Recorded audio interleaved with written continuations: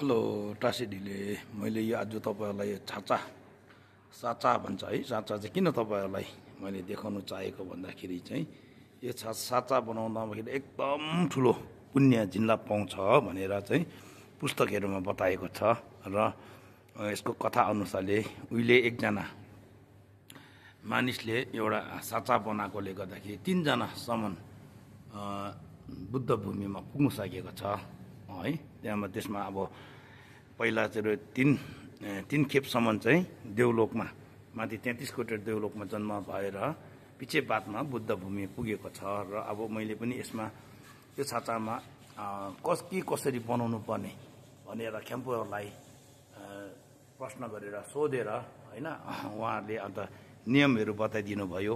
र यो छाचामा चाहिँ मैले सबै जति पनि नेपाल, भुटान, टिबेट, हाम्रो इन्डियादेखि लिएर अब अरू पनि थुप्रो ठाउँको छ। अब त्यसको मैले यहाँनिर तपाईँहरूलाई यो छाचाभित्र हाल्नु सकेको छु। त्यति मात्र होइन, यो छाचाभित्र चाहिँ मैले जुङ पनि हाल्नु सकेको छु। र यो छाचा बनाउँदाखेरिको पहिला माटो मुस्दाको मन्त्र है, त्यहाँदेखि छाचा बनाउँदाको मन्त्र, डल्लो पारेको माटो डल्लो पार्दाखेरिको त्यहाँदेखि तेल हाल्दाको मन्त्र हुँदो रहेछ। त्यस्तै प्रकारले खाँदाको मन्त्र, त्यहाँदेखि भित्र फेरि खाँदेर फेरि त्यो खाँदाको मन्त्र, निकाल्दाको मन्त्र, राख्दाको मन्त्र गरेर जम्मा गरी 8वटा यसरी मन्त्रहरू हुँदो रहेछ है। र यो छाचामा चाहिँ मैले तपाईँलाई बारम्बार किन देखाउन चाहेको भने यो चाहिँ अति छाचा भन्ने चाहिँ भगवान बुद्धको अब शरीर चाहिँ मूर्तिहरू भयो भनेपछि यसरी कुहरू यो अब यता कु भएपछि वचन चाहिँ उहाँहरूको पुस्तकहरू हो होइन। त्यस्तै प्रकारले उहाँको चित्त चाहिँ यो भगवान बुद्धको प्रतिमा उयो मुटुको प्रति चाहिँ साचा हो। यो छाचा चाहिँ एउटा छाचा बनाएको चाहिँ छेतेन बनाएको। यहाँनिर त छेतेन कस्तो भने चाहिँ तपाईँहरूको यहाँनिर 116वटा छ। यहाँनिर 116वटा डल्लै गरी यो बुद्ध गए बनाएको छ। 116वटा यहाँ प्रिन्ट लेखिन्छ र 116वटा हामीले छेतेन बनाएको पुण्य पाउँछ। किनभने अब धन हुनेले त ठुलो छेतेन उनीहरूले बनाउन सकिहाल्छ। र हामी जस्तो अब बनाउनु नसक्ने, त्यस्तो ठुलो छेतेन बनाउनु नसक्नेले चाहिँ यसरी छाचा बनाउनु सक्दो रहेछ। यो बनायो भने चाहिँ छेतेन बनाएको पुण्य हामीले पाउँदो रहेछ। र यो छाचाभित्र चाहिँ मैले यो चाहिँ एकदम त्यसै त छाचा चाहिँ प्रिसियस हो, एकदम बहुमूल्य हो। तर पनि मैले यो छाचाभित्र चाहिँ अति राम्रो चिजहरू हाल्नु सकेको छु। यसमा के हाल्नु सकेको छु भने एक त अब यहाँनिर हाम्रो बुम्चुको माटो पानी हाल्नु सकेको छु। अर्को माथि डोडुचेन रिम्बुचीको फुर्बाको छेदेनबाट आफै निस्केको अमृत निस्केको त्यो पनि पानी हाल्नु सकेको छु। 1000 युङने बसेको बेलामा लामाहरूले जप गरेको त्यसको पनि ठीहरू हालेको छु। साथसाथै फेरि बादमा 300 युङने गरेको जप गरेको बुमको पानी बुम्पाको पानी त्यस्तो पनि हाल्नु सकेको छु। त्यति मात्रै होइन, त्यहाँदेखि यसमा चाहिँ के छ भने सारा हाम्रो सिक्किमको लारियाङपु, दिछेनपु, खान्डोसाङपु र सेर्चे फेपुक जुन चाहिँ इस्ट वेस्ट नर्थ साउथको यहाँनिर माटो पानी होइन, पानी अब ठीहरू हाल्नु सकेको छु।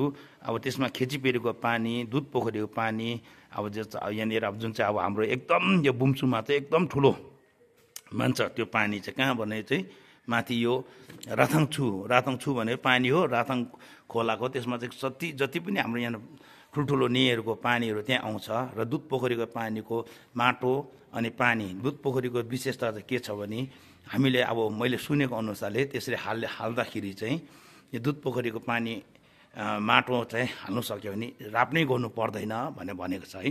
तर पनि अब मैले त्यो पर्दैन भनेर मात्रै होइन, मैले यहाँनिर हाम्रो 9 अवतार जुन चाहिँ गोम्पोपाको अवतार हुनुहुन्छ उहाँलाई डाक्पो रिम्बुचे भन्छ।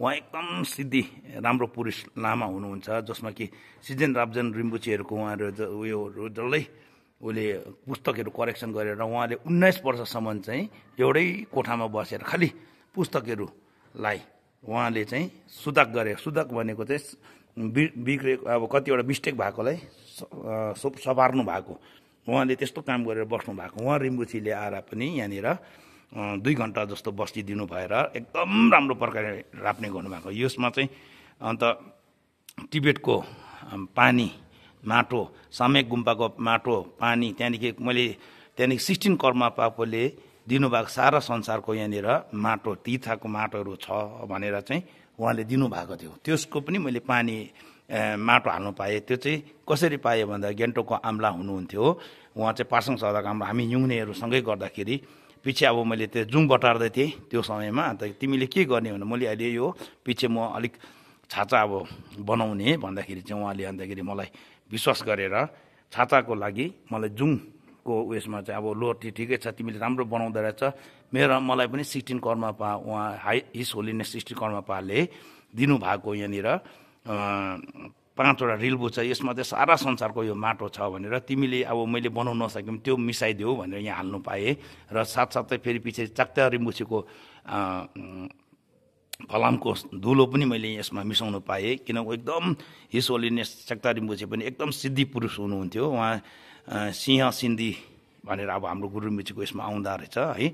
उहाँको भएकोले गर्दाखेरि उहाँको पनि फलामको टुक्रा हाल्नु पाएँ। त्यो टुक्रा चाहिँ किन हाल्नु पाएँ उहाँ हाल्ने भन्दाखेरि चाहिँ उहाँ चाहिँ अब त्यो फलामले उहाँलाई चाहिँ अब बाँधेन भने उडेर उसको शक्तिले उडिहाल्नु हुने अरे। अन्त उहाँले चाहिँ आफूलाई नै त्यसरी फलामले बाँधेर राख्नुहुन्थ्यो।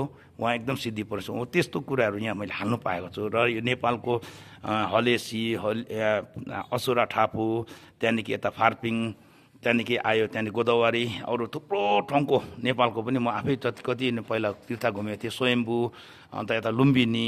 अब इन्डियाको चाहिँ हाम्रो बोधगयाको माटो अनि पानी साथसाथै पानी अन्त त्यहाँदेखि सारनाथको यतानिर आएपछि हाम्रो नालन्दाको माटोहरू हामीले मिसाउनु पाएको छु। र अरू नेहरूको पनि थुप्रोको यहाँ हालेको छु। यो अब चाहिँ मैले चाहिँ यसभित्र जुङ पनि हालेको छु, जुङ पुरा बनाएर बटारेर हालेको छु।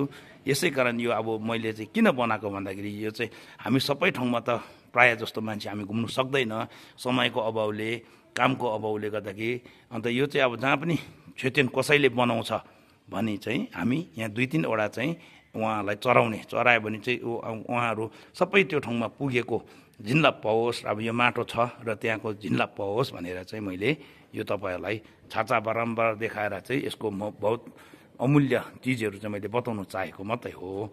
लसो टासिडीले तपाईँहरूलाई सबैहरूलाई यो यति मैले जानकारी दिन चाहेको हो।